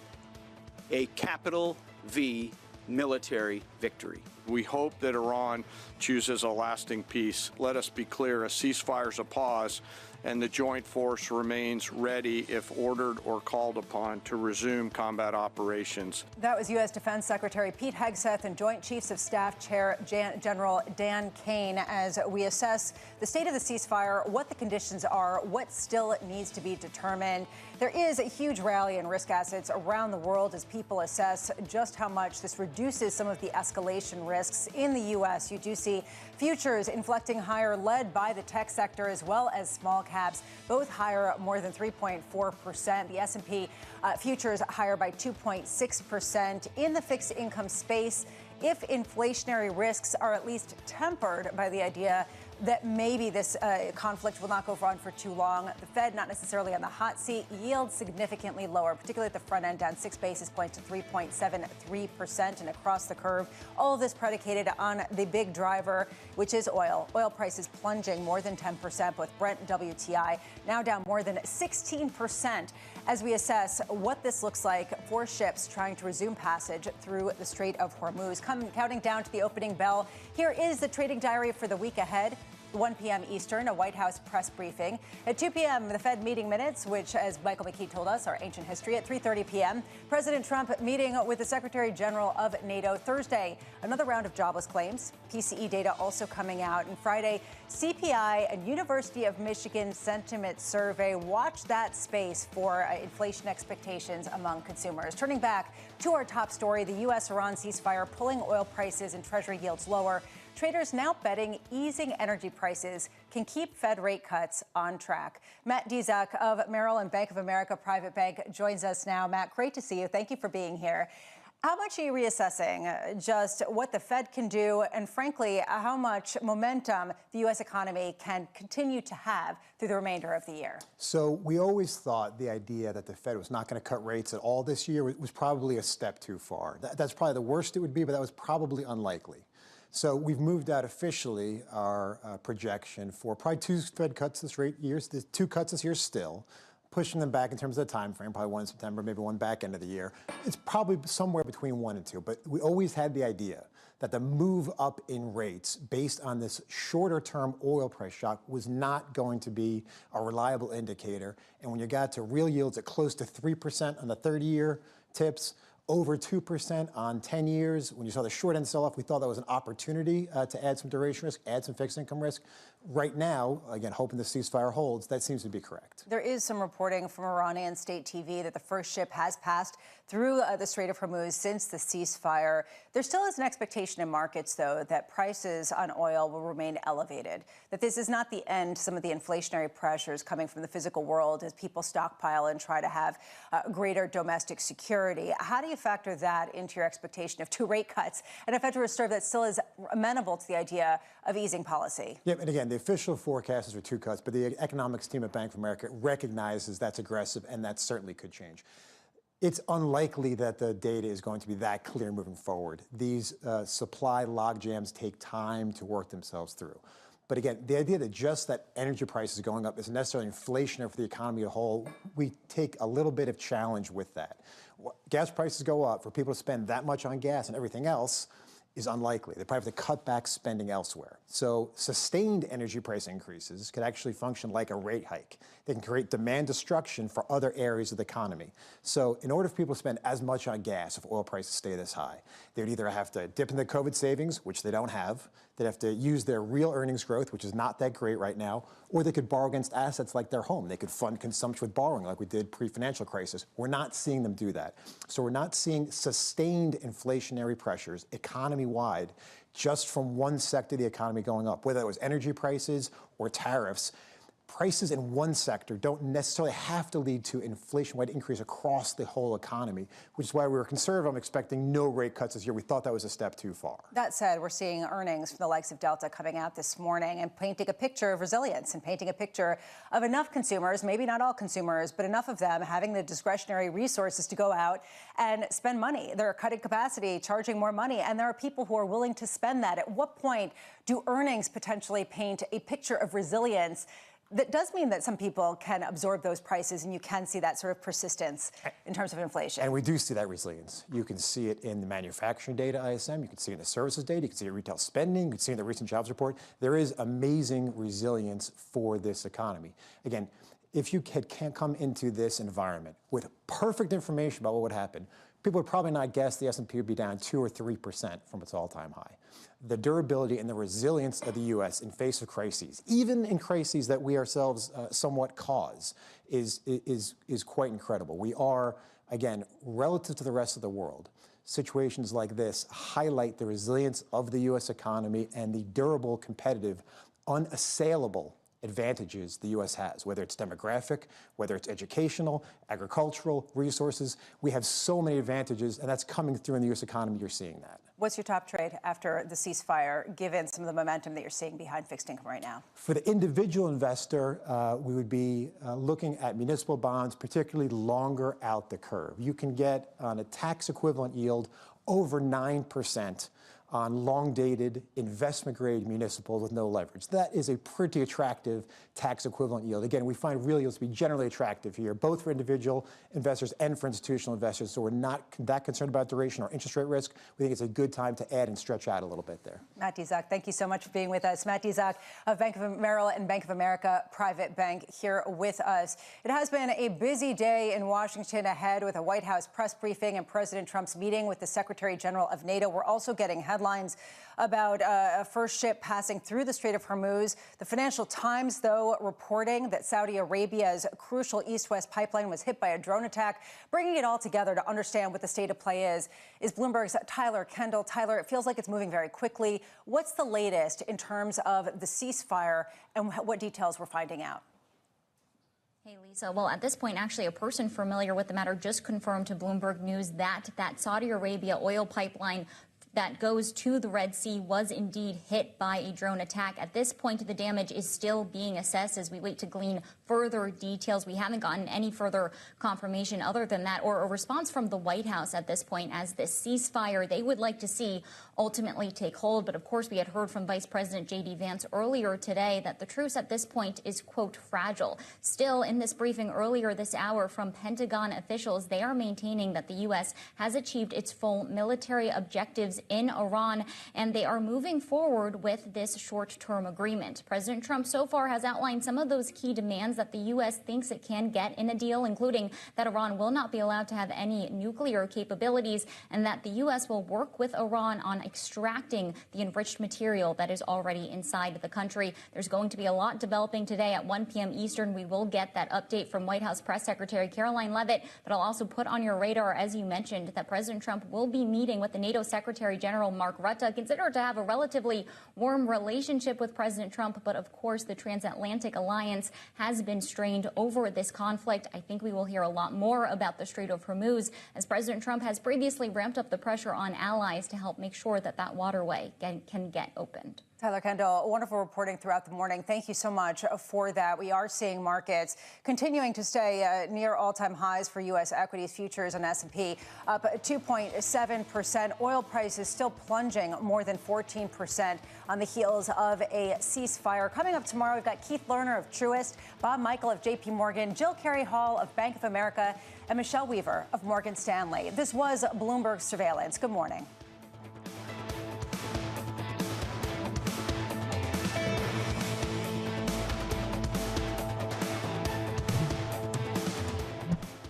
At 9:30 a.m., the market tells you what it's really thinking. We beat the drum to the opening bell. With deep analysis of the forces driving the price action. Focusing investors on what really matters. Where the money flows, which markets are changing. Conversations with players shaping the narrative. Innovative growth companies gravitate to NASDAQ. It's not just like, let's buy the Mag 7 or AI. That's a really compelling story. This is where your trading day begins. And this is Open Interest. Only on Bloomberg.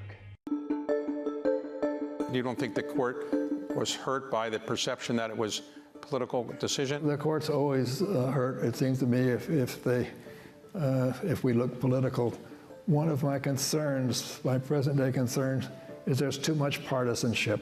It's true historically that most presidents have appointed justices to the Supreme Court who are members of their own party. The partisanship should not be an overriding factor. What you look at is temperament, learning, background, reputation, whether or not you have those qualities of independence and caution that make for a good judge. Increasingly, you see dissenting opinions in the Supreme Court aren't quite as civil as maybe you might prefer.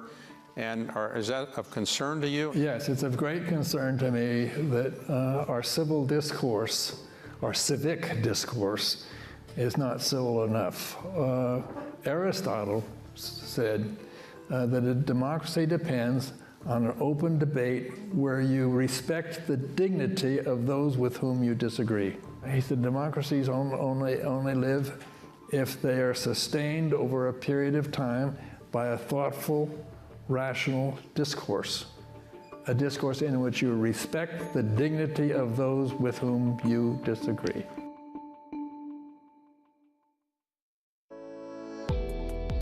The problem we've got as an industry is when the government's overtax, and let's say they tax at 30 or 40% of net gaming revenue, what happens is it starts making it uneconomical for the regulated operators like ourselves. And then the customers land up going to the black market, and the black market don't pay tax, do whatever, and there's no customer, there's no responsible gaming, and the fiscals of these governments don't collect any money. So it's finding a balance between overtaxing and then not regulating. Anything from 15 to 25% of your net gaming revenue paid on tax is probably the right number. And when you start going above that, the metrics start becoming a bit more complicated for lots of the operators.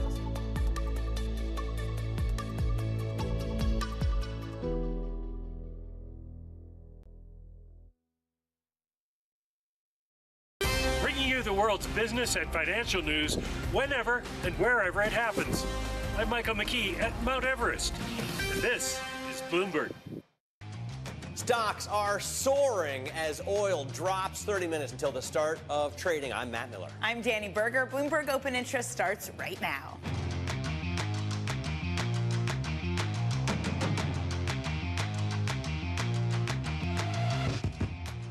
Coming up, global markets exhale as the U.S. and Iran agree to a ceasefire, but core issues, so many of them, remain unresolved. Meanwhile, oil plunges below $100. Iranian state TV reports that the first ship has passed through the Strait of Hormuz with Iran's permission. And Delta jumps while Exxon slides as corporate America recalibrates after the Iran war-driven oil shock. Lots of things moving this morning. One of the big beneficiaries, Matt, in the stock market that I'm looking at pre-market are all of these travel stocks that have been beat up tremendously. We also heard from Delta Airlines. They were out with a cautious outlook this morning. They're expecting to take a $2 billion fuel hit due to the war, but the affluent are still spending, and maybe fuel prices are going to start coming down. So United, Carnival, all of them rallying this morning. Yeah, these U.S. airlines don't hedge. We're going to talk to Sid Phillip about this in just a bit. We're also watching energy stocks falling, as you might expect, alongside the slump in oil on the ceasefire deal. Exxon saying 6% of its global first quarter production was knocked out because of the war in Iran. Its shares are down just about that much. Chevron off 5%, and Occidental down almost 9%, Danny. Let's get back to that. Our top story this morning, President Trump said that the U.S. is discussing sanctions relief for Iran, acknowledging a key ceasefire demand from Tehran after he threatened to destroy the country. Defense Secretary Pete Hegseth spoke in the last hour. Operation Epic Fury was a historic and overwhelming victory on the battlefield. A capital V military victory. By any measure, Epic Fury decimated Iran's military and rendered it combat ineffective for years to come. Joining us now is Becca Wasser, defense lead for Bloomberg Economics. She's led studies in war games for the U.S. Department of Defense. Becca, just how fragile is this ceasefire? The ceasefire is incredibly fragile, and I think that that's for two main reasons. On the military side of things, we're already seeing potential attacks. We are seeing right now that Iran has continued to fire drones and missiles into the Gulf states, Saudi Arabia, Bahrain, UAE, and Kuwait. And that in itself might be a violation of the ceasefire. Additionally, Israel continues to conduct operations against Hezbollah in Lebanon, arguing that it has ceased attacks against Iran, but not against Iran's proxy group, Hezbollah. And if we're shifting to even the diplomatic things, the two sides are just so far apart on their various demands. Iran has provided very maximalist demands, including things like, the potential expulsion of all U.S. forces from the Middle East. For the U.S., the continued threat of Iran's highly enriched uranium or even its missile and drone program continue to be non-starters. And at the end of the day, Iran right now continues to control the Strait of Hormuz, which was a key war aim from the White House to have that fully open. How strong, Becca, does the Iranian regime look now, still in place, possibly even more hardline than before? And how weak do we look from the perspective of our adversaries? Well, you heard Secretary Hegseth saying that this was a complete victory for the U.S., a V for victory. I'm pretty sure that there's a very similar message circulating in Tehran and larger parts of Iran at this juncture in time. You know, essentially, the ceasefire is a temporary pause that allows both sides to claim victory and to claim that they have achieved some part of their mandate. The murkiness of it allows them to do that.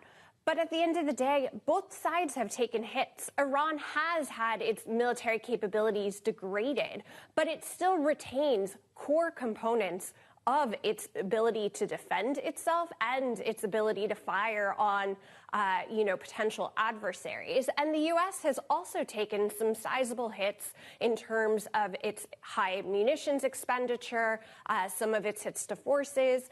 And at the end of the day, the greatest hit, frankly, has been to civilians in the Middle East, as there has been a high human cost of this conflict. And Iran has also maintained their capability. It would seem to dictate the flow of traffic through the Strait of Hormuz. Becca, what do we know about whether this waterway will indeed be opened over the next 2 weeks?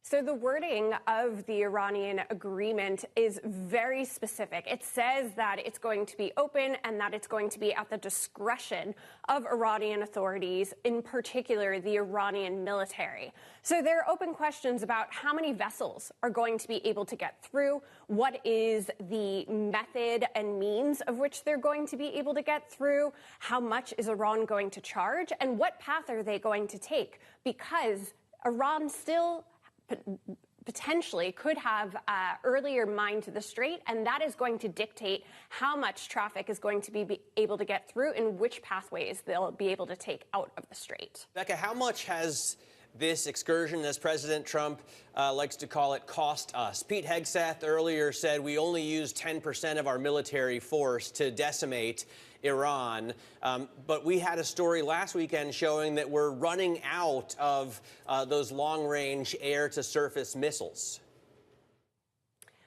So there is a longer-term readiness cost for the U.S. military. That is some of the wear and tear that we have seen on U.S. forces and capabilities, including an extended deployment of the Forward Carrier Strike Group. Additionally, you have seen this very high expenditure of really critical missiles and munitions that the U.S. might need in potential future conflicts. And there's going to be a gap as the United States tries to rebuild those missiles, which will take, up to years to replenish those stockpiles. And that in itself is going to come at a high cost. And that is why we have a very high budget request for the Department of Defense this year. All right, Becca, thanks very much. Becca Wasser there of Bloomberg Economics walking us through some of the key questions here. Let's get to the market reaction. JP Morgan's equity sales desk says stock markets have probably found a floor as the latest ceasefire suggests uncertainties over the war have peaked. Let's get more on those market moves with Bloomberg macro strategist Michael Ball. And as far as the market's concerned, Michael, there aren't ton of unresolved questions. Is that what I'm hearing? I have no idea, guys. I was with you. I think this is very uncertain. I think there's still a lot of actually kinetic action going on as we speak. We just saw a pipeline was hit. We know there were strikes overnight. There's still this question of whether or not Thursday or Friday Iran will open the strait. There's serious problems in Asia with fuels, and we know that's starting to hit real activity. That's going to weigh on global growth. That's going to affect earnings in the U.S. We are going into the earnings season, and now what we need to know is basically, is this 2 weeks for real, or again, are we getting noise out of the White House, which has lost credibility in the last week because of all the wishy-washiness coming out in the messaging. So as far as levels, I'm not sure. We're all looking around and see where support's going to build on the SPX, which again, the rest of the risk complex will take some some cues off of. But because of the sort of wider trading range we've been in, it's still very uncertain where things will settle, if we're in a new range or if it's just going to be a much larger, choppier session still. I was looking at this FT story that basically said hedge funds had built up a record short against European stocks. How much of what we're seeing is just a pain trade? It looks like it. And it's very expensive to hold shorts, and also with implied vol as high as it was, puts were very expensive, so you're going to see a lot of decay there. You're going to be rushing for the exit.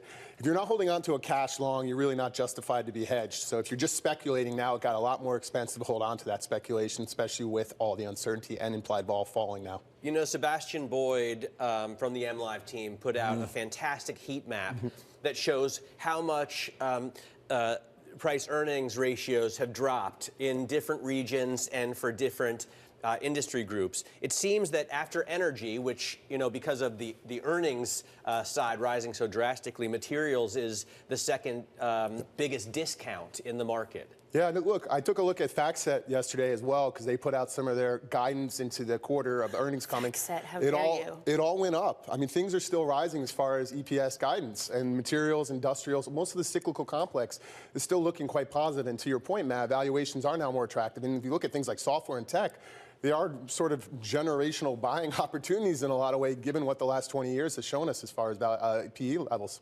Hey, Michael, thank you very much for joining us. That's Bloomberg macro strategist Michael Ball. In individual corporate news, Delta bracing for a $2 billion fuel hit from the Iran war, forcing the airline to stay cautious and stick to its previous full-year outlook. Joining us now is Sid Phillip, Bloomberg chief correspondent for global aviation. Sid, I mean, that sounds negative, but it feels like the read on these sets of results was positive. So it was a bit mixed. And the airlines sort of talked about how there's so much uncertainty at the moment that it's very hard to predict what the outcome will be for the full year. Airlines are having to sort of navigate this tricky path of jet fuel prices have surged. That's their biggest expense. And they have to sort of navigate how they can pass on some of those costs to the customers, but also not kill demand. And so that's really how the airlines are sort of treading as they get into the summer season, which is typically the most important season for the airline industry, because that's when they tend to generate most of their money. And so we're seeing Delta talking about how bookings continue to be strong. They continue to see demand from premium travelers. I mean, Delta has really built its business on catering to well-heeled travelers who aren't as price sensitive as some of the people looking to fly on discount carriers. And that's really helped the airline sort of weather these storms. At the same time, I mean, how long demand will hold up for and how fuel will impact their sort of projections for the year, that's something that's still uncertain, and that's why the airline did not put a sort of updated guidance for the full year, saying that there's so much uncertainty out there. By the way, I was listening to an interview with Willie Walsh on Bloomberg Radio very early this morning. He of British Airways and now IATA, and he was saying that, you know, they in Europe hedge, whereas the big U.S. airlines, I know, don't hedge. Why is that discrepancy, and will we then see their shares react differently as a result? So the U.S. airlines haven't hedged for a while now, and the reason that some of the airline CEOs have said is because their fuel bills are so big that they can't afford, like, essentially any sort of trade in any direction would move the market, and so it's much harder for them to hedge fuel. And European carriers tend to hedge fuel because it just sort of makes sense from an operational perspective. At the same time, I mean, we're seeing fuel shortages in some places in Europe. So whether or not you've hedged that fuel, I mean, availability of fuel, and that's sort of having an impact on airlines as well, and sort of their planning and their routes that they operate. Because if there's no fuel to sort of refuel the aircraft, then you can't really operate those routes. Sid, thanks for joining us. That's Sid Phillip on the latest on airlines, on Delta, and a check on markets as a big rally gets underway. I would just note, though, that we had gains of more than 2% on March 31st, nearly 2.9%. So this would actually only be the biggest day of a rally going back to a few days ago. But the big move is in NYMEX and Brent crude. Both of those are falling, on track for their biggest drop since April of 2020, when the COVID vaccine came into the conversation. Yields, those also unwinding their moves, as is the dollar, giving up its gains for the year so far, Matt. I'm looking at, you know, my WEI screen, and I have an EMEA view set up, and there are green boxes around nearly every single European index, which means they're moving up more than 3 standard deviations. That's a term that Tom Keene uses so often. I don't really know what it means, but it's a lot, right? 5+% for the Euro stocks gain, 5+% for the DAX gain in Germany, 4+% for the IBEX in Madrid, for the FTSE MIB in Italy. So just massive European gains, and obviously they took a harder hit. They were more exposed to the closure of the Strait of Hormuz. And huge short positionings on European stocks, too. So the pain trade, it's clear this morning the pain trade is higher. Yeah, absolutely fascinating, ripping moves in European markets. Coming up, Terry Haynes says Iran volatility is still the new normal, deal or no deal. He joins us next. This is Bloomberg Open Interest.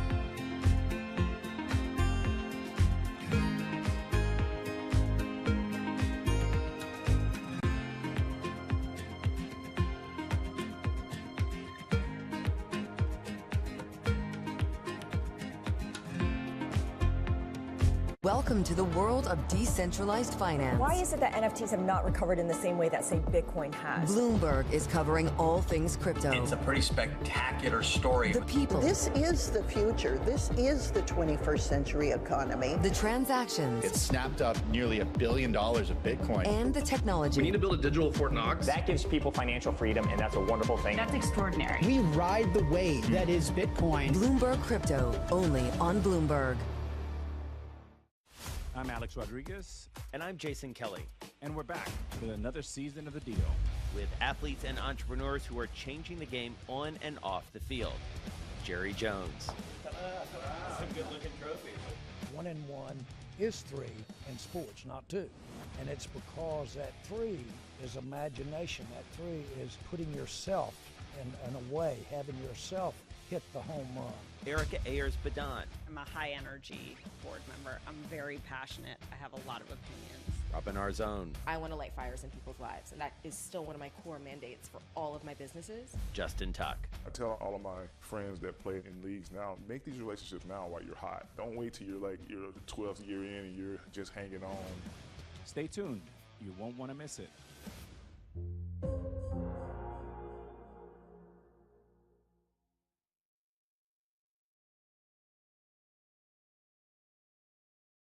Get your fixed income fix. Watch Bloomberg Real Yield around the world right here on Bloomberg. Context changes everything. Making money isn't about drowning in emotions. It's about understanding what's actually happening. Markets are the best way to glean signal from noise, and that is what we try to do every morning. This is Bloomberg Surveillance.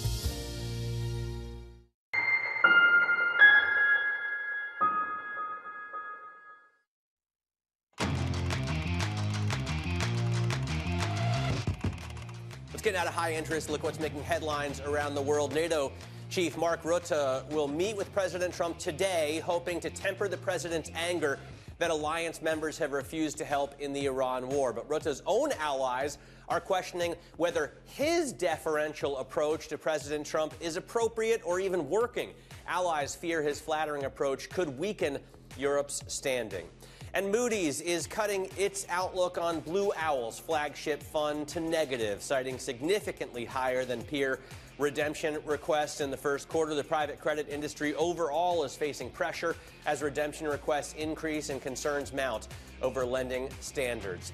A once hot hedge fund option strategy just had its worst month since 2011. The so-called dispersion trade lost nearly 5% in March after the Iran war shock drove S&P 500 volatility higher and forced stocks to move in sync. That surge in correlations erased the strategy's edge, exposing how vulnerable it is to global macro events. Danny? To our top story, the U.S. and Iran agreeing to a 2-week ceasefire, with Tehran set to reopen the Strait of Hormuz. There have been reports of initial one ship moving through. Pangea Policy founder Terry Haynes says volatility isn't going away and investors shouldn't assume this brings lasting stability. He joins us now. So, Terry, the markets feel that relief. Just how far should that relief extend? Hi, Danny. Good morning. I think it should probably extend in the short term, but not much more than that. You're going to have Iran headlines buffeting markets every day of the next 2 weeks, every minute of the next 2 weeks, as different things get tested out by both sides, as negotiations convene and continue, as it will always look more likely, less likely, depending on the minute and the hour. And I don't begrudge anybody a relief rally, but the idea that this is some sort of inexorable path to peace is misunderstood, I think, not least because we don't know what the Iranian intentions are.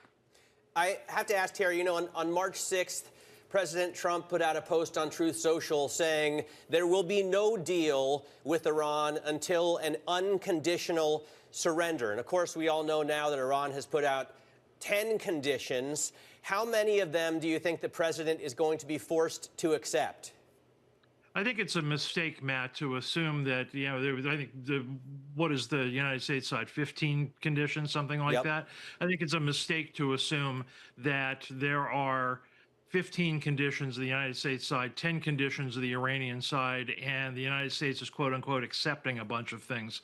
There's very likely discussion somewhere in the middle, and we not only don't we know what those conditions are, we don't even know the scope of the discussions. Iran has always wanted a very tight negotiation based, not on anything other than a couple of different issues. The United States is looking for a much broader set of issues to be decided going forward, and I think that's very much a jump ball right now.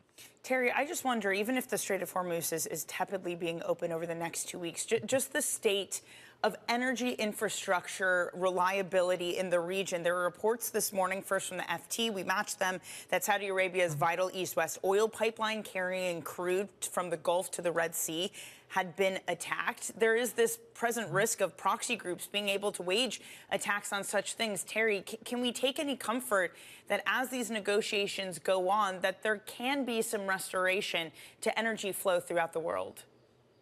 My short answer is I don't think you ought to take any comfort from it, Danny. I think what markets ought to look for first is to see if Iran is sincere in its desire to open the strait. I think that's very much an open question.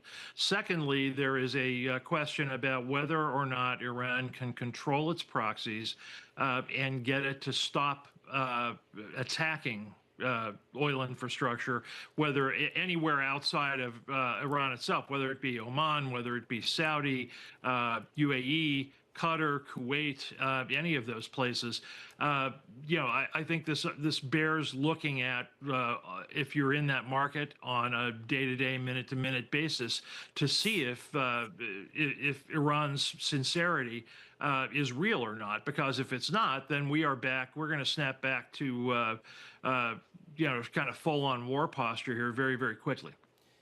Jonathan Karl from the New York Times this morning tweeted that he asked President Trump today if he's okay with the Iranians charging a toll for all the ships that pass through the Strait of Hormuz. And President Trump replied to him, "We're thinking of doing it as a joint venture. It's a way of securing it, also securing it from lots of other people. It's a beautiful thing." Do you see that as a political possibility, Terry, that we then go into business with the Iranians controlling the flow of traffic through the Strait of Hormuz? I think the president ought to be taken seriously, but not literally in a lot of these cases. He's said a lot of things this morning about cooperating with Iran, from anything from nuclear dust to lowering tariffs and sanctions. people are always discombobulated by what Trump does, but he's throwing up a fog around negotiations and, frankly, trying to put the other side that he's negotiating with on the defensive. I think those things ought to be seen in that light. It is interesting to me that the president does not automatically discount the ability of Iran to continue charging a toll, but then he's trying to get these people to yes. So flying off at the handle doesn't help in negotiations either. I just wonder, listening to Pete Hegseth earlier this morning, Terry, and he kind of repeated this phrase of a decisive military victory, capital V. Is that sort of language, one, from the administration trying to communicate largely, we are done, we reached our objectives in Iran, mission and we are accomplished. just, exactly, mission accomplished, and we are now just looking for an off-ramp, of course, no real mention of Iran's missile arsenal or nuclear program? I read Secretary Hegseth is trying to put an exclamation point on the administration's talking point for a while that the military objectives have been achieved. You know, they're speaking primarily to a domestic audience there, and I think trying to paint in primary colors.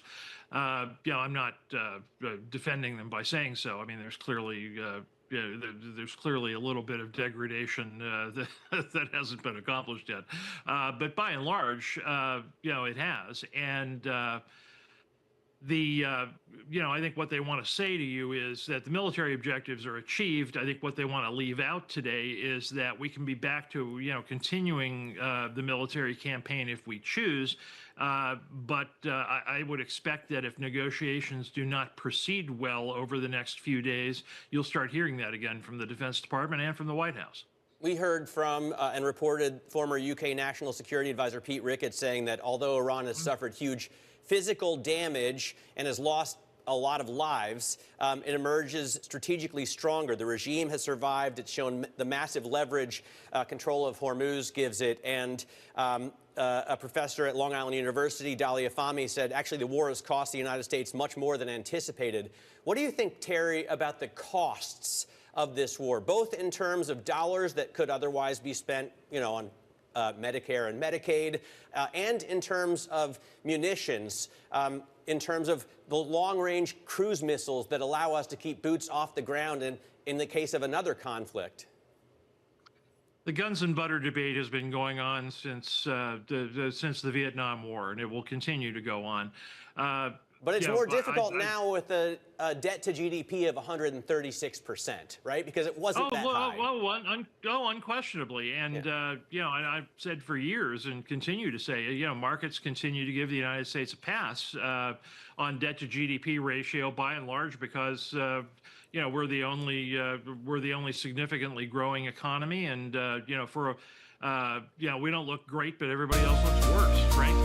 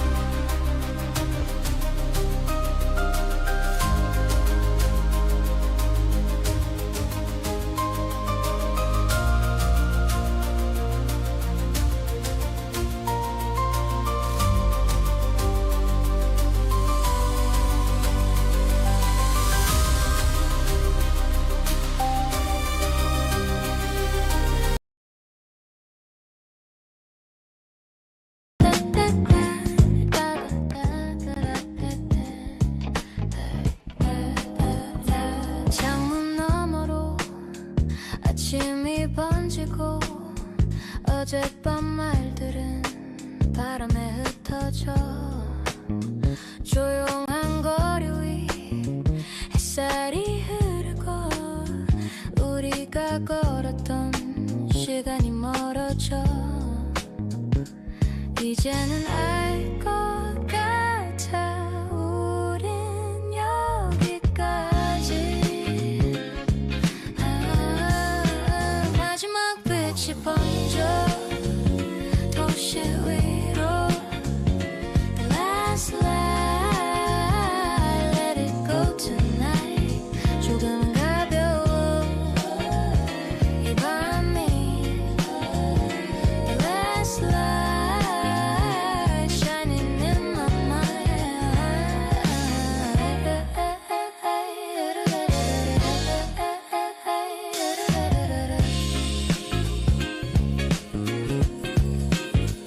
익숙한 골목에 음악이 흐르고 사람들 사이로 기억이 스쳐가 멈춰선 마음도 다시 걷겠지 어쩌면 이별도 노래가 되겠지 우린 몰랐지만 끝은 시작이야 우리는 몰랐지만 끝은 시작이야 마지막 빛이 번져 하늘 위로 The last light Let it go tonight 조금은 자유로워 이 순간 The last light burning in the sky 어둠이 와도 괜찮아 빛은 늘 다시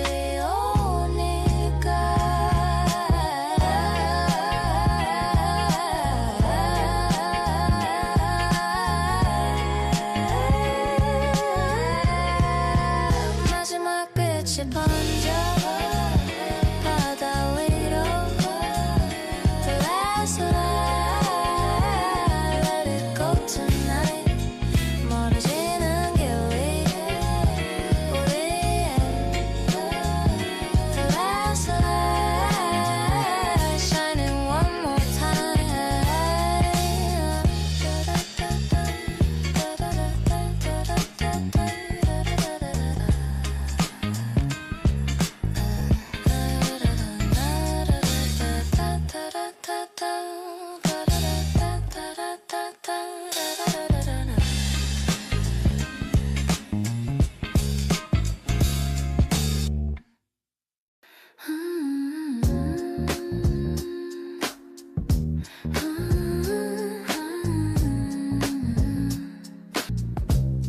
늦은 밤 거리 조용한 리듬 불빛 사이로 흐르는 feeling 사람들 속에 스치는 순간 어쩐지 오늘 가벼운 마음 멈췄던 시간 천천히 움직여 이 밤이 나를 데려가 slow shining tonight slow city lights alright 흐르는 이 밤 다가가는 slow city lights hold me tight 바람이 지나 머리를 스쳐 작은 멜로디 거리로 번져 익숙한 골목 낯선 이야기 오늘의 나는 조금 달라 조용한 헐리듬을 타고 이 밤이 나를 부른다 Slow city light shining tonight Slow city light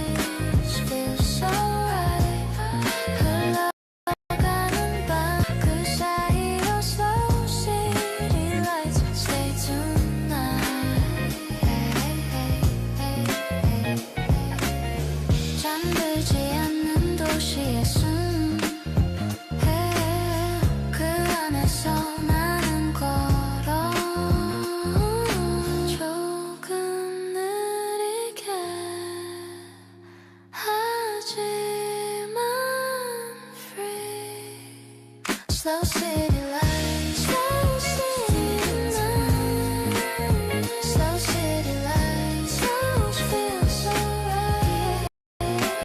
어제야 멀어지고 slow city lights, I feel alive.